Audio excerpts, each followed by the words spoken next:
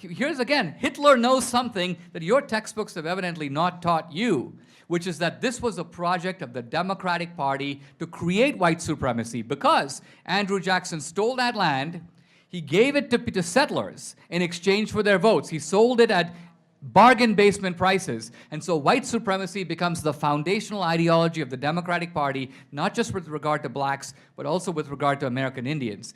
What's up, amazing people of YouTube? Hope you guys are feeling good. My name is Elaru, your host, and today I'm back with another video check out with you guys, my exclusive viewers. This is called Sousa Spars with Student Over White Privilege. Well, okay guys, know the drill. We'll talk less and react more. Let's check this one out.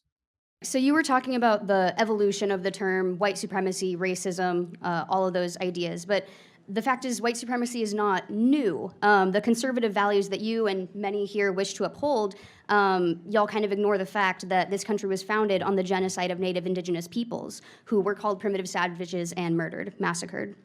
Racism and white supremacy is not a bipartisan issue. It's an American issue and one which we must all come to terms with. But if the American dream, which you were talking about, is that anyone can do anything and be anything that they want, how can we support this kind of fanciful idea when the reality is that Native peoples and so many other marginalized groups, through systemic economic barriers partly caused by the environment of our founding, are left behind from that dream?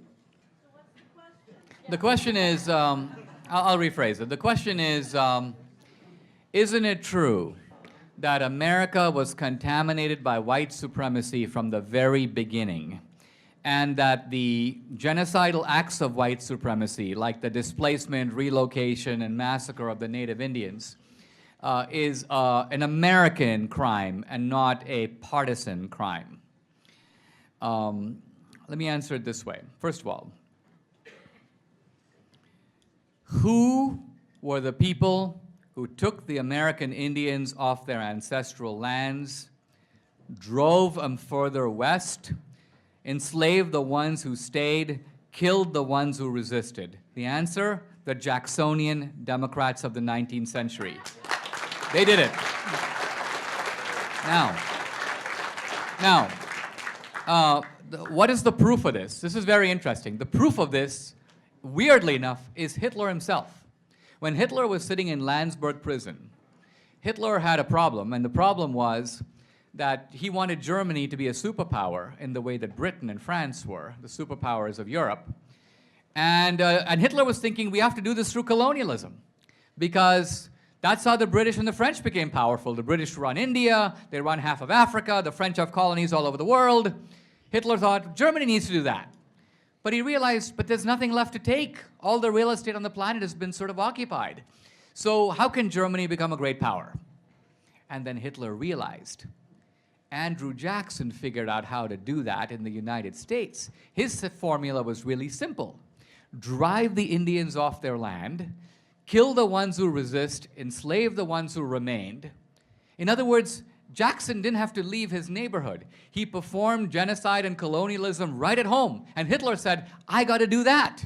I got to take a page from the Jacksonian Democrats. I don't need to go hunting for India or Africa. I'm going to take the Poles, the Slavs, the Eastern Europeans, the Russians. I'm going to throw them off their land. If they resist, I'll kill them. If they stay back, I'll enslave them. I want every German to live on a farm.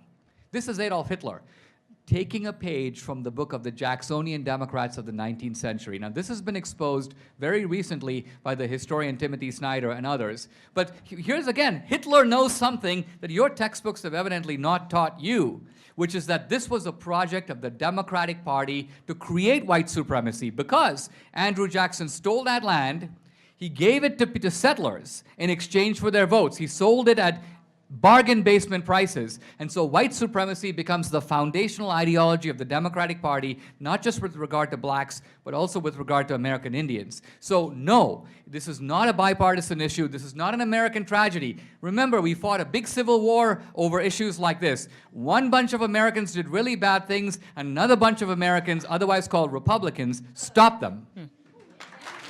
So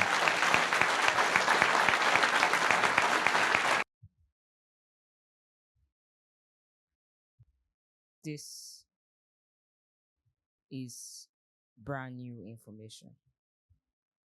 Wow. So America is not a white country after all. I stand corrected. I always thought it was white, like the whites were the original settlers. So now I see the Indians. I think I've seen somewhere the red Indians. I'm not quite sure about that, but I know they were chased out, butchered, massacred, as this girl put it. Wow, I just learned a lot. I learned something new. Okay, this is this is quite controversial. This is a lot to take in because from what Mr. Souza explained, it was the Democrats that perpetrated this particular thing. It was even them that gave Adolf Hitler his radical Nazi idea. Man, I do love how he ended it. He said, America was made up of a set of people, the Democrats, who did really bad things, and then the Republicans who stopped them. I mean, that's that comparison was mind blowing, really mind blowing. And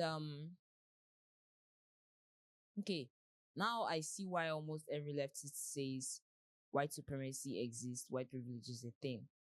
It's because the Democrats or the original Democrats, the ones in history that chased out the original inhabitants of your land, of this land, America, they actually started a foundation on white supremacy.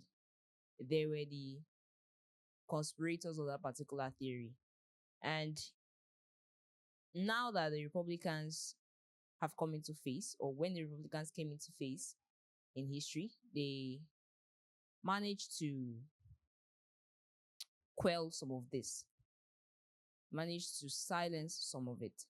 And although this issue of white privilege still tries to peek out its head because people still believe it exists now, it's safe to say that along the lines it has changed, or it's getting better if it has not completely changed.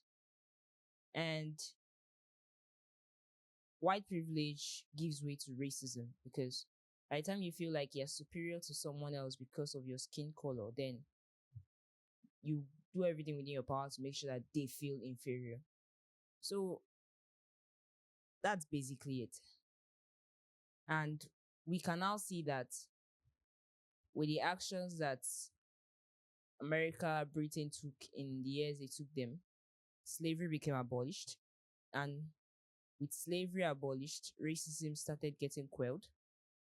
And with racism quelled, it means that other ethnicities, other people of different skin colors, other races can now have the freedom to mix with the whites in that place. They now have the freedom to go about in that place as the citizens that they are.